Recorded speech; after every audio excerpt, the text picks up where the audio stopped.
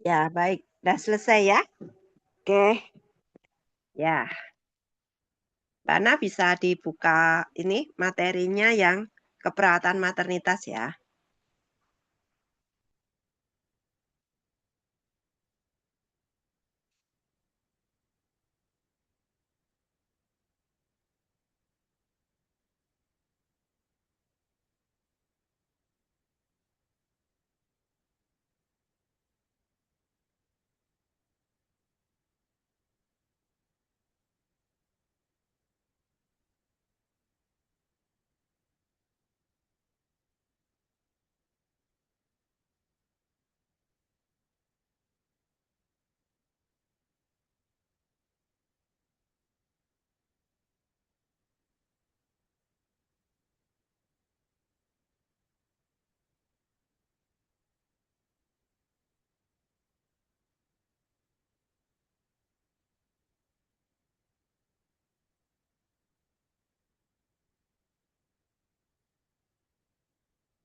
Oke, baik. Ya, terima kasih Mbak Ana. Oke, segera kita mulai saja materi hari ini yaitu keperawatan maternitas. Kalau maternitas itu berarti yang akan kita bahas adalah perawatan ibu hamil, ibu bersalin, ibu nifas atau setelah melahirkan juga bayi baru lahir. Oke, slide.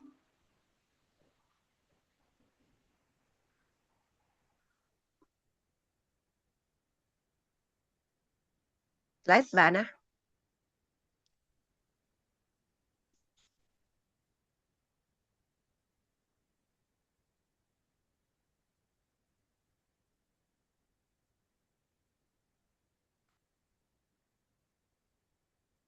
Halo Mbak Ana.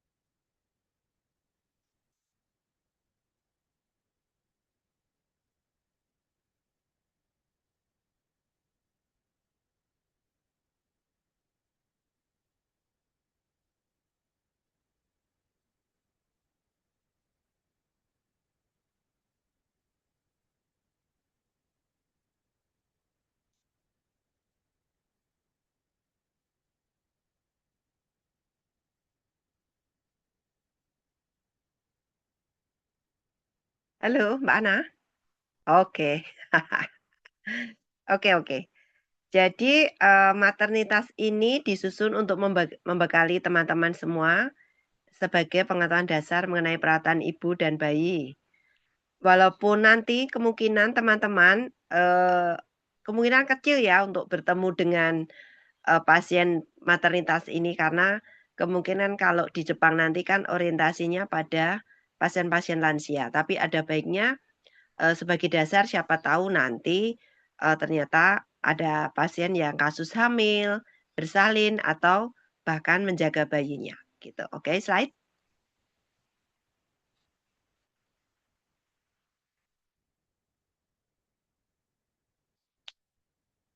Ya. Apa sih keperawatan maternitas itu? Ya, jadi, bidang yang mempelajari tadi perawatan ibu hamil, ibu melahirkan, ibu setelah melahirkan atau ibu nifas, dan bayi baru lahir. Caregiver fokus membantu aktivitas sehari-hari dan pengamatan tanda-tanda bahaya. Nah, nanti kita akan belajar tanda-tanda bahaya apa saja sih yang perlu dicermati pada ibu maternitas dan bayi baru lahir. Kemudian apa peran caregiver dalam keperawatan maternitas? Yang pertama, membantu ibu melakukan aktivitas sehari-hari. Ya sebenarnya secara fisiologi, secara normal, ibu baik waktu hamil setelah melahirkan maupun menyusui, itu, bisa melakukan aktivitas secara mandiri, ya. Tapi oleh karena suatu sebab, ibu tersebut tidak mampu melakukan oleh adanya keterbatasan. Misalnya, pada waktu hamil dia malah ada perdarahan yang harus, istirahat baring, bed rest, nggak boleh kemana mana, atau muntah hebat sehingga nggak mampu melakukan aktivitas. Atau ibu yang melahirkan, melakukan, proses kelahirannya secara sesar, sehingga ada rasa nyeri yang tidak bisa dikendalikan, sehingga ibu tidak bisa memenuhi kebutuhan sendiri. Nah itu, peran kita nanti akan di situ. Kemudian mengamati tanda bahaya dan segera melapor ya. Salah satu contoh tanda bahaya kalau ibu bersalin misalnya ya, tiba-tiba terjadi perdarahan hebat dari jalan lahir, dari vagina ya, perdarahan yang tidak biasa, perdarahan segar, maupun perdarahan yang, hitam misalnya tiba-tiba. Nah itu harus segera melapor ke tenaga medis.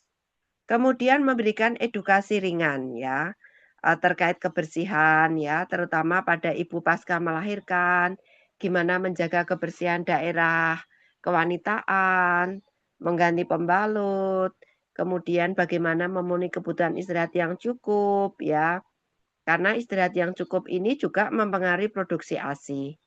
Kemudian mengedukasi juga terkait makanan. Makanan apa saja sih yang, diperlukan untuk ibu-ibu yang, pasca melahirkan misalnya harus protein tinggi, karbonya cukup, terpenuhi kebutuhan, apa namanya, mineral dan vitamin, ya harus mengkonsumsi buah-buahan, bahkan bisa juga mengkonsumsi vitamin yang diresepkan dokter.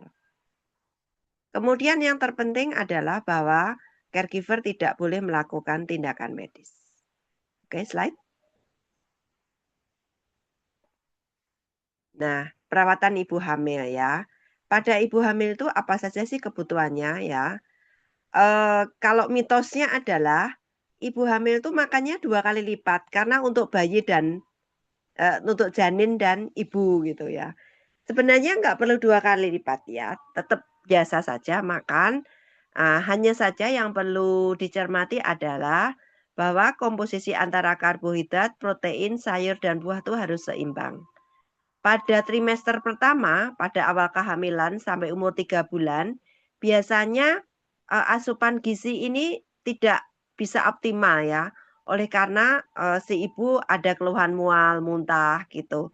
Sehingga kadang-kadang perlu kolaborasi dengan medis untuk dilakukan pemasangan infus gitu ya.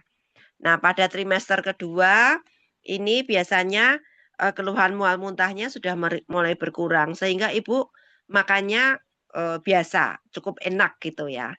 Nah, begitu trimester ketiga itu berarti setelah usia 6 bulan, di mana dinding, perut si janin ini mulai menekan lambung, ini ibu mudah kenyang. Jadi nggak bisa makan banyak gitu, mudah kenyang, seperti itu. Nah, kemudian, eee, apakah, harus 2 kali lipat? Enggak, yang terpenting adalah bahwa kebutuhan kalori itu harus cukup, ya.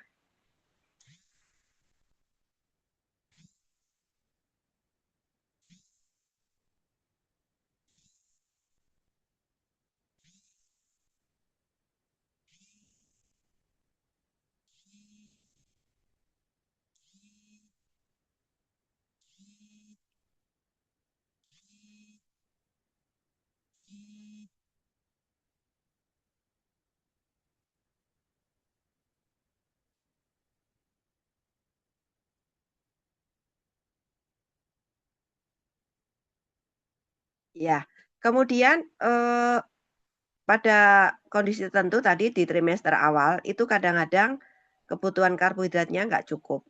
Ini sangat risiko ya kalau teman-teman, pernah mendapatkan, bayi yang, eee, lahirnya tidak sempurna, biasanya ini diawali oleh pemenuhan kebutuhan, gizi yang tidak cukup baik di awal, ya. Jadi, eee, biasanya maaf ya, seorang ibu, apalagi ibu muda, kadang-kadang belum siap untuk hamil, itu biasanya moody ya. Kalau nggak mau makan ya nggak makan gitu loh. Kadang mengikuti emosi gitu. Padahal di trimester ini merupakan saat yang penting karena di sini mulai pembentukan organ jantung, kepala gitu. Makanya di trimester 1 ini sangat penting bagaimana menjaga asupan gizi supaya cukup gitu. Kemudian ibu juga perlu istirahat cukup ya. Eee, biasanya, si ibu harus tidur siang, malamnya juga harus cukup paling tidak 8 jam. Kemudian minum air 2 sampai 3 liter per hari, hindari hindari angkat berat ya, karena, resiko kalau nanti mengangkat berat bisa terjadi, perdarahan, dari vagina. Bisa jadi sampai, menimbulkan kontraksi. Kontraksi itu adalah, suatu kondisi di mana, terjadi, rangsangan dari uterus, dari rahim, sehingga bisa mengakibatkan terjadinya lahir sebelum waktunya, gitu ya. Kemudian yang berikut adalah kontrol rutin ke dokter atau bidan ya. Kalau di sini kita ada bidan, tapi kalau di Jepang mungkin dokter, gitu ya. Kemudian, bagaimana cara caregiver membantu? Yang pertama, membantu mobilisasi. Misalnya, si ibu tidak mampu, ya kita bantu bangun dari tempat tidur, berjalan, gitu. Bisa jadi kesulitan mobilisasi ini karena, si ibu hamil kembar, misalnya kembar 3 gitu ya, perutnya kan gede, sehingga sulit untuk melakukan aktivitas. Kemudian, ibu juga perlu dibantu mandi dan kebersihan, jika memang dibutuhkan ya. Kemudian memastikan ibu minum cukup dan makan teratur, kemudian tak lupa mendampingi saat kontrol ke dokter, supaya, caregiver tahu, hal-hal apa yang harus diperhatikan. Oke, slide. Ya, kemudian yang perlu dicermati adalah adanya tanda bahaya kehamilan ya. Apa saja ya, tadi sempat saya singgung di awal, perdarahan pervagina. Perdarahan ini baik perdarahan yang hanya flek, hanya sedikit, atau yang perdarahan hebat sampai, oh maaf ya, ngocor-ngocor dari vagina. Itu yang harus segera, dikonsultasikan. Kemudian adanya nyeri perut yang hebat, tiba-tiba dan hebat, ya. Ada kemungkinan kalau nyeri perut hebat ini bisa terjadi salah satunya yang paling berbahaya adalah solusio plasenta namanya, yaitu lepasnya tali pusat dari, rahim ibu, ya. Nah, kalau tali pusatnya lepas, otomatis kan anak nggak dapat oksigen. Ini yang harus segera dilaporkan. Kemudian air ketuban pecah dini. Air ketuban itu kan harusnya dia akan pecah saat lahir ya atau menjelang kelahiran. Tapi ini ternyata rembes atau bahkan pecah, ya piok gitu sebelum waktunya. Nah, ini juga harus segera dilaporkan karena air ketuban ini menjadi media untuk kehidupan si janin ya. Kalau nggak ada air ketuban dia nggak hidup gitu. Kemudian muntah terus-menerus ya ini karena ibu risiko terjadi dehidrasi dan kurang gizi. Kemudian si ibu tidak merasakan gerakan janin ya. Misalnya kalau kehamilan setelah 12 minggu itu seringkali janin bergerak. Dia mungkin miring kanan, miring kini, bahkan salto gitu ya, balik-balik gitu. Tiba-tiba kok nggak ada gerakan. Nah, ini segera melapor. Satu, kemungkinan yang paling sering adalah adanya belitan tali pusat ya. Jadi tali pusatnya membelit leher sehingga si anak, nggak dapat oksigen, bisa meninggal gitu. Kemudian adanya bengkak ekstrem di kaki atau wajah tiba-tiba ya. Memang pada ibu hamil itu seringkali terjadi namanya bengkak, terutama di kaki ya, kalau pada kehamilan trimester 3 setelah kehamilan 32 minggu gitu. Tapi kalau ini terjadi secara tiba-tiba, itu segera melapor. Kemungkinan ada masalah jantung yang mendadak atau adanya keracunan kehamilan, preeklamsia ya kalau teman-teman pernah mendengar. Kemudian ada keluhan sakit kepala yang sangat hebat, kepalanya berat, terus pandangannya kabur. Nah, ini juga merupakan tanda awal preeklamsia atau keracunan kehamilan. Mungkin kalau teman-teman pernah mendengar. Oke, slide.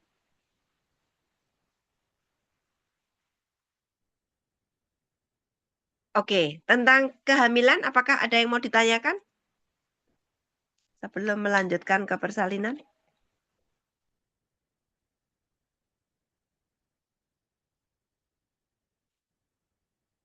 Oke, jika nggak ada, kita akan ke perawatan ibu bersalin. Ya. Lanjut, Bu. Oke, ya. Gimana sih kita tahu bahwa si ibu ini akan bersalin? Ya, yang pasti pertama, umur kehamilannya harusnya yang normal adalah sesuai dengan perkiraan lahir ya. Hari perkiraan lahir HPL ya.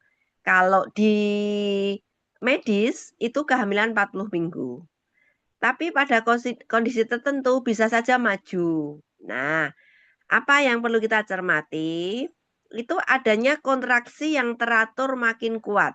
Tadi ya, kontraksi itu disebabkan oleh karena adanya perubahan kadar hormon di darah si ibu sehingga menyebabkan terjadinya kontraksi ya. Jadi si otak itu memproduksi hormon tadi, kemudian mengirim sinyal, ya akhirnya terjadi kontraksi, mules. Nah, kalau mulusnya sudah teratur, yang tadinya 30 menit, 20 menit, 15, 10, 7, 6, 5. Nah, kalau sudah 3 menit terus-terusan dan durasinya makin panjang, yang tadinya hanya 30 detik ini sampai 1 menit lah, itulah mulai tanda-tanda persalinan. Ya. Kemudian tanda persalinan yang berikut adalah adanya keluar lendir bercampur darah. Ya, ini merupakan tanda bahwa persalinan sudah hampir mendekati. Kemudian adanya ketuban yang pecah. Tadi ya, normalnya ketuban pecah adalah menjelang kelahiran. Kemudian rasa ingin mengejan pada fase akhir. Jadi, mohon maaf ya, kalau nanti ini teman-teman kan belum pernah melahirkan. Kalau mau melahirkan, itu rasanya seperti teman-teman kalau mau BAB itu loh, nggak bisa ditahan. Ya, makanya kalau mau BAB itu kadang-kadang kita, wah pembukaannya udah lengkap, pembukaannya udah lengkap. Itu karena sebenarnya kita itu namanya pembukaannya udah lengkap seperti itu. Nah, kemudian bagaimana peran caregiver di sini saat akan melahirkan ya? Tetap tenang dampingi ibu ya. Jadi si ibu ini perlu seseorang yang mendampingi ya. Memang idealnya suami sih kalau ada gitu. Kalau artinya suami nggak bekerja di luar kota. Kemudian hubungi bidan atau dokter, siapkan tas persalinan. Nah, tas persalinan ini sebaiknya disiapkan eh, tidak mendadak hari itu. Jadi kalau misalnya perkiraan lahirnya awal April ya, awal April itu berarti kan kurang lebih 2 minggu dari awal Maret maaf ya, misalnya awal Maret berarti 2 minggu dari sekarang. Nah harusnya hari ini tuh udah nyusun semuanya ya, baju bayinya, popok, kain bersih, termasuk ganti untuk si ibu, termasuk pembalut untuk ibu, sabun dan lain sebagainya.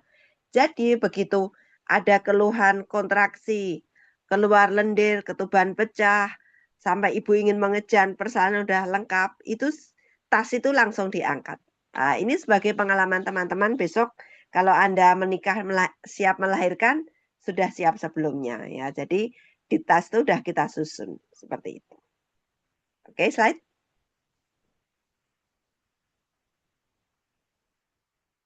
Nah, Kalau sudah melahirkan, ya, berarti berikutnya adalah keperawatan ibu nifas.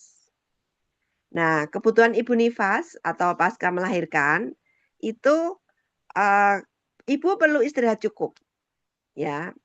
Ini jargoni ya, kalau orang gampang ngomong tapi susah melakukan. Apalagi ketika si ibu nggak ada dukungan, nggak ada yang membantu, ya.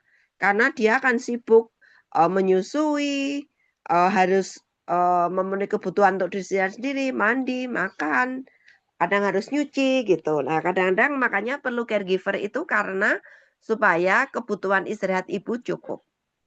Makan bergizi untuk pemulihan dan meningkatkan produksi ASI ya. Tadi karbohidratnya cukup, proteinnya harus dilebihkan, bisa ekstra telur gitu. Kemudian makan buah-buahan, minumnya minimal 8 gelas per hari supaya ASI-nya cukup. Kemudian yang terpenting juga kebersihan daerah kewanitaan, area kemaluan. Ini harus bersih ya. Paling tidak 2 jam sekali ganti pembalut pada awalnya. Atau jika pipis ganti pembalut, cebok, dikeringkan, sabun kalau perlu itu. Jadi harus bersih. Nah, kemudian kontrol 6 jam, 6 hari, 6 minggu. 6 jam itu 6 jam pertama dari melahirkan. Itu perdarahannya seberapa. Kemudian 6 hari pasca melahirkan, masih ada perdarahan atau tidak. 6 minggu pasca kelahiran, masihkah ada perdarahan, ada cairan tidak dari vagina, ada keluhan bau, kemudian ada demam atau tidak, kemudian puting susunya lecet atau enggak. Nah, ini dikontrol pada 6 minggu berikut setelah melahirkan. Kemudian apa sih yang diperlukan ibu? Mengingatkan ibu untuk mandi rutin ya. Nah, saya kira kalau Anda sebagai caregiver pastinya sudah rutin ya mandi itu terjadwal karena ada yang mendampingi gitu. Kemudian mengganti pembalut tadi ya, makin sering apa pipis ya sering ganti gitu, risih ya kalau nggak ganti. Kemudian membantu mobilisasi ibu. Jadi ibu pasca melahirkan itu justru harus banyak mobilisasi ya. Nggak boleh hanya tiduran saja. Kenapa? Supaya dengan mobilisasi itu sisa-sisa perdarahan dari rahim itu bisa bersih, turun, malah tidak membuat infeksi. Jadi harus jalan malahan. Kemudian mendukung ibu menyusui posisi nyaman dan privasi ya. Artinya di tempat yang terpisah dengan keluarga lain, tertutup, kalau perlu dipasang korden sehingga tidak semua orang bisa mengakses. Ini menjaga privasi ibu. Oke, slide. Nah, kemudian tanda bahaya apa sih di nifas yang perlu kita cermati? Ya, demam. Demam ini bisa beberapa sebab. Satu, oleh karena ASI-nya tidak keluar lancar. Jadi ASI-nya mampet, payudaranya jadi besar, ya. Demam bisa juga terjadi karena ada infeksi di jalan lahir atau di luka operasi. Ini yang harus dicermati. Kemudian adanya perdarahan yang banyak, ya. Normalnya pasca melahirkan setelah 6 jam itu ada perdarahan tapi nggak banyak, nggak ngocor, cukup di pembalut. Tapi ini perdarahannya banyak, maaf ya, kayak perenggal-perenggal itu loh, apa ya? Ah, deres banget kalau kayak mens tapi yang kental-kental gitu. Nah, itu wajib dilaporkan karena risiko kekurangan cairan, bisa pingsan ini. Kemudian cermati adanya bau tidak sedap pada luka jahitan atau lokea. Luka jahitan yang di sini adalah bisa luka jahitan dari bawah, dari jalan lahir yang di vagina, atau luka jahitan di perut, kalau itu misalnya sesar.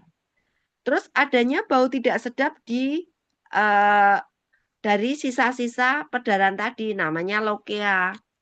Kalau baunya sampai bau banget. Baunya sampai seperti bau, maaf ya, binatang mati. Itu hati-hati. Ada kejadian di mana si ibu itu waktu dijahit, itu ditampon pakai kasa, kain kasa, perban itu loh. Tapi ternyata si dokter lupa nggak melepas kain kasanya itu. Kan jadi benda asing di dalam. Makanya ini bisa bau banget gitu ya. Ini saya bisa bicara begitu karena pernah terjadian. Tuh ya. Kemudian tadi tanda bahaya nifas yang bisa berhubungan dengan demam yaitu payudaranya bengkak, merah, nyeri, dan terjadi mastitis. Kalau mastitis itu berarti sudah terjadi infeksi, abses. Jadi saluran ASI-nya bumpet, mampet, sehingga terjadi nanah. Kemudian si ibu bisa jadi pingsan. Pingsan itu bisa karena kelelahan, bisa karena terjadi perdarahan yang banyak, bisa karena nutrisinya nggak cukup, bisa karena dia baru saja mobilisasi, baru latihan jalan, langsung jalan set, nggak duduk dulu gitu. Itu bisa sangat mungkin. Oke, slide.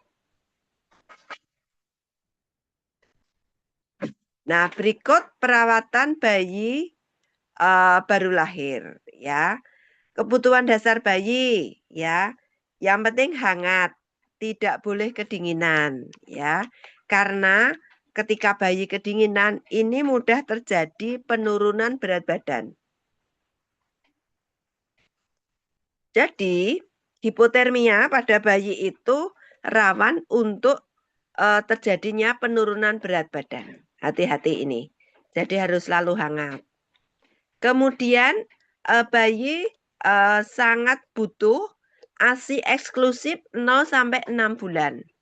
Sebelum 6 bulan tidak boleh diberikan apapun kecuali ASI atau susu formula jika memang ASINya tidak cukup. Kemudian kebersihan kulit dan tali pusat ya. Tali pusatnya harusnya berwarna merah muda, tidak bau gitu. Tapi kalau ternyata bau, ada nanah, itu segera melapor ke petugas. Kemudian kebersihan kulit ya. Kulit itu baik kulit badan maupun di area jalan lahir. Dekat jalan lahir itu kan kulit ya. Siapa tahu oleh karena apa ya, nggak sempat ganti pembalut terus jadi lecet di sekitar paha lipat, kemaluan, itu sangat mungkin. Kemudian si bayi, maaf, kok ini kemaluan perdarahan. Kebersihan kulit misalnya oleh karena BAB, kencing ya, yang tidak dibersihkan dengan baik ya. Teman-teman tidak boleh membersihkan area pantat dan eh, apa kemaluan bayi dengan eh, tisu basah. Sebaiknya dengan kapas yang dibasahi dengan air matang atau baslap kalau memang nggak ada kapas. Karena kalau tisu basah itu ada zat kimianya, itu bikin iritasi. Kemudian si bayi perlu tidur cukup. Ya, bayi ini hidupnya hanya untuk tidur. Ya. Nah, beberapa bayi kalau malam begadang. Karena apa? Kalau pagi, kalau pagi sampai siang hanya tidur terus. Sehingga dia sudah cukup malamnya begadang. Oke. Nah, untuk memandikan bayi ini tidak akan saya bahas di sini. Nanti akan saya kirimkan videonya.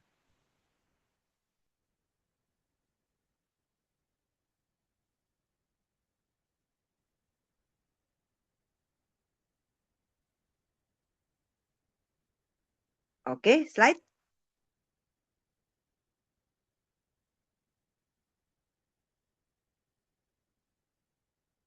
Ya, perawatan tali pusat. Ya, intinya tali pusat itu harus tetap bersih dan kering.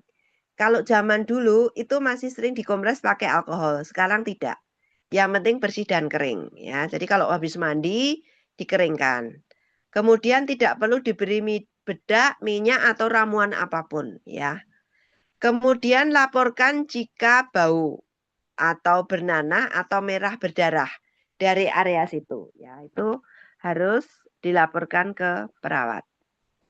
Kemudian bagaimana posisi tidur bayi yang baik dan benar? Posisi paling aman adalah terlentang, supin. Itu ya, itu paling aman. Kemudian tidak ada bantal besar atau boneka di kanan kiri. Kenapa? Siapa tahu si bayi ini tangannya udah bisa begini, malah ngangkat bantal bisa nutupin napasnya dia. Ini bahaya sekali, ya. Kemudian tujuan dari posisi bayi yang benar ini adalah mencegah terjadinya resiko SIDS, kematian mendadak, sudden injury death, ya. Kematian mendadak oleh karena posisi, ya. Sudden infant death, ya. Ini biasanya pernah kejadian ya si ibu, saya baca di media itu, si ibu itu ingin memandirikan anaknya. Jadi si bayi itu sejak bayi ditidurkan sendiri di ruangannya dan tidurkan tengkurap. Apa yang terjadi ternyata hidungnya ketutup, si bayi nggak bisa bergerak, akhirnya meninggal. Itu yang hati-hati pada bayi. Oke, slide. Kemudian yang perlu kita cermati pada bayi baru lahir, ketika ada tanda-tanda, tiba-tiba si bayi nggak mau menyusu, pokoknya nyusu pakai ASI nggak mau, pakai tetek nggak mau namanya, atau pakai dot juga nggak mau, hati-hati. Segera melapor. Ini mungkin bayi yang ada nyeri, ada keluhan yang memang tidak normal, gitu ya. Kemudian nafas cepat lebih dari 60 kali per menit. Napasnya cepat banget. Kemudian kulit kebiruan. Kalau kulit kebiruan berarti ini tanda oksigen ke ujung, ke perifer nggak cukup. Kemudian adanya demam atau suhu terlalu rendah. Tadi ya, kalau demam nggak boleh karena risiko kejang. Tapi kalau suhu terlalu rendah juga nggak boleh karena resiko terjadi hipotermia, paling gampang ya berat badannya turun tapi bisa sampai henti jantung. Kemudian tanda bahaya lain adanya kejang. Ya, berikutnya bayinya sangat lemes, letoy, misalnya cuma tidur aja nggak mau buka mata sehari-hari gitulah. Kalau tidur terus tuh jangan seneng, ini bahaya juga. Gitu. Oke, slide. Nah, bagaimana komunikasi dan etikanya ya? Etika pada perawatan maternitas. Jaga privasi ibu, ya. Privasi itu baik menyangkut tentang kerahasiaan ibu, misalnya melahirkannya dengan sesar atau spontan atau perdana apa enggak lah itu enggak boleh diceritakan. Berempati dan tidak menghakimi ya. Ketika ibu itu merasa sedih ya, karena pada ibu yang melahirkan itu risiko terjadinya baby blues. Ya. Makanya kita berempati ya, jangan menyepelekan, "Alah, cuman kayak gitu aja kok dipikir sih." Nah, kalau bahasa kita ada kata-kata sih, itu cenderung tidak berempati. Kemudian tidak menghakimi. Misalnya gini, benar kan saya bilang, makanya harus banyak makan minum. Sekarang asinya dikit kan? Nah, itu menghakimi. Padahal asi sedikit belum tentu kurang makan minum. Bisa jadi memang hormon dia itu bermasalah yang menyebabkan asinya tidak bisa banyak. Kayak gitu. Kemudian hormati kebiasaan keluarga. Nah, ini saya mau tanya, kalau di Sulawesi kebiasaan yang khas kalau ibu melahirkan apa? Mbak Ririn, Mbak Ana.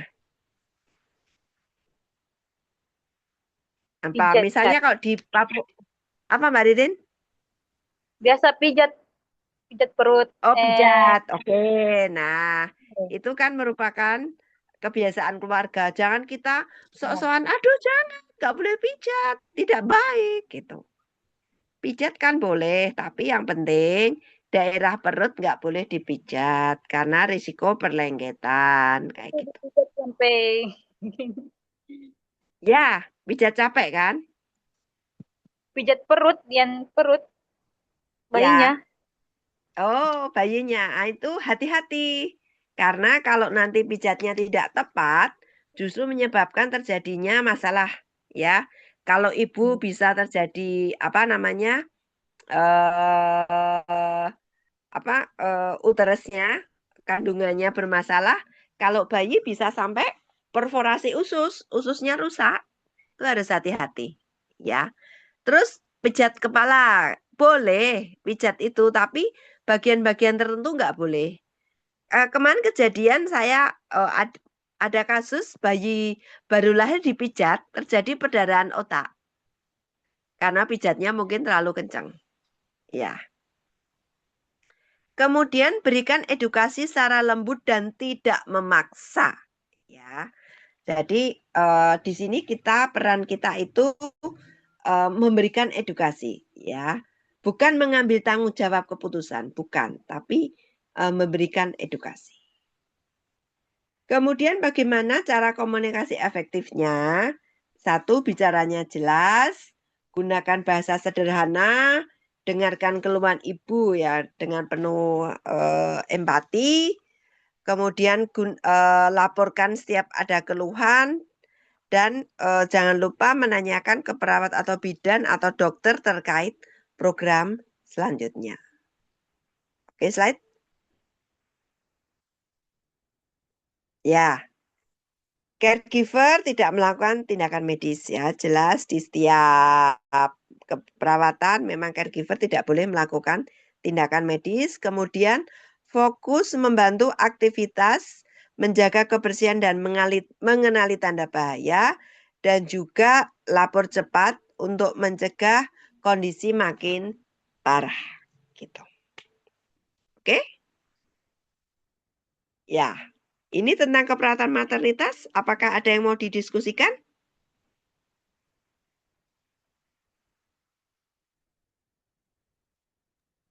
Jadi kita Oke. sebagai caregiver cuma harus mengetahui tanda dan gejalanya, tanda-tanda bahaya gitu. Ya, Jadi kalau ada masalah sama pasien itu kita infokan ke dokter atau perawat. betul sekali. Ya, betul Mbak Ririn. Ah, tapi meskipun maaf ya, hanya mengenali sebenarnya bukan hanya karena Anda tuh Oh, orang yang onsite, yang di sampingnya pasien yang paham betul kondisi mana sih yang tidak biasa. Sebenarnya kan gitu. Ya. Kadang-kadang di awal tuh kadang kita juga salah-salah ya, maksudnya kondisi gini dilaporin nggak apa-apa. Jangan takut salah. iya. Mendingan kita overthinking, oh, overestimate daripada underestimate. Ah, nggak apa-apa itu, nggak apa-apa, nggak usah dilaporkan lah. Ternyata terjadi kejadian itu yang justru nggak boleh. Ya, gitu Mbak Ririn jelas? Iya, Bu. Oke, terima kasih. Mbak Ana ada Oke, Bu. pertanyaan? Ibu mau nanya ini sih Bu, kan Ya, di Jepang tuh Bu, kalau orang bersama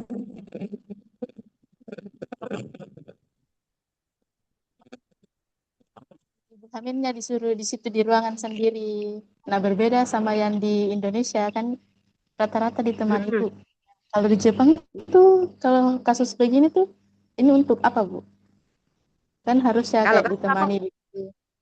Kalau Oh di ya, kalau, ya di Jepang tuh harus sendiri ibu melahirkannya. Pasangannya oh nggak bisa ya. masuk ya. Ya, oke, baik, nggak apa-apa, nggak apa-apa. Jadi pendampingan di sini itu kita akan sesuaikan dengan budaya masing-masing ya. Kalau di tempat kita kan boleh saja kan kita mendampingi ya, misalnya suaminya mendampingi pas melahirkan. Atau kalau tidak ada suami juga ada pengganti ya. Tapi kalau ternyata di sana nggak boleh ya nggak apa-apa. Kita cukup mendampingi dari jauh, kayak gitu Mbak Ana. Ya, itu ya Mbak Ana ya.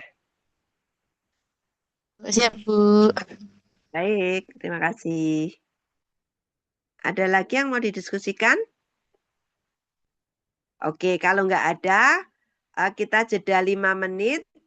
Nanti kita akan melanjutkan tentang keperawatan gawat darurat. Nanti saya kirimkan untuk pretest kegawat daruratan awam ya. Nanti saya kirim. Oke, kita istirahat 5 menit ya. Ya, Bu.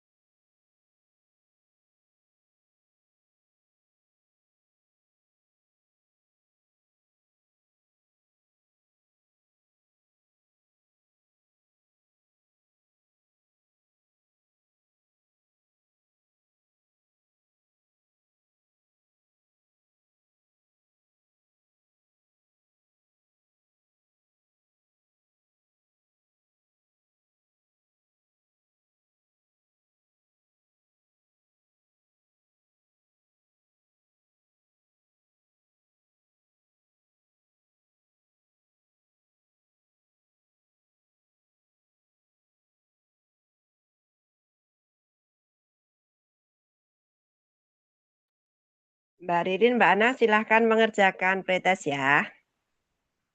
Siap, Bu.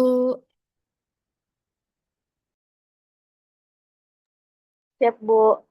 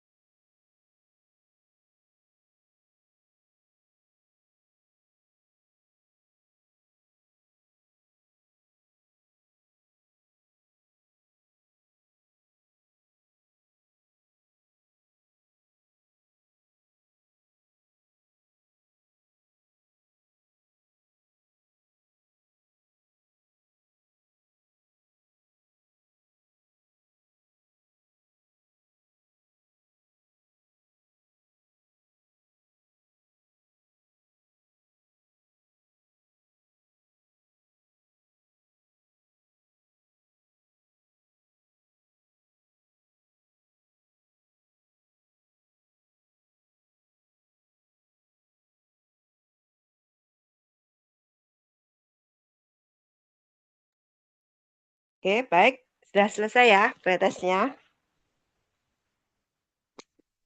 Ya, yuk Mbak Ana, kita materi lagi tentang keperawatan gawat Ya, darurat. bentar. Ya. Minta Pak Sur ini ke hostnya.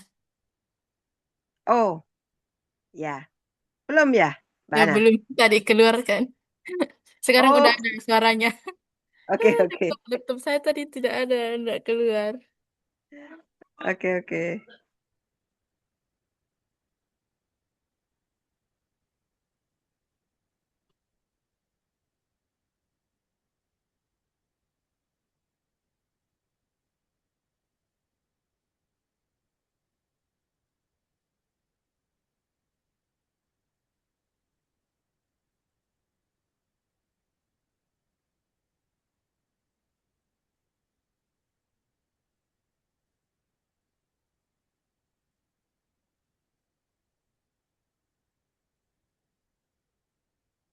Di mana Pak Sur?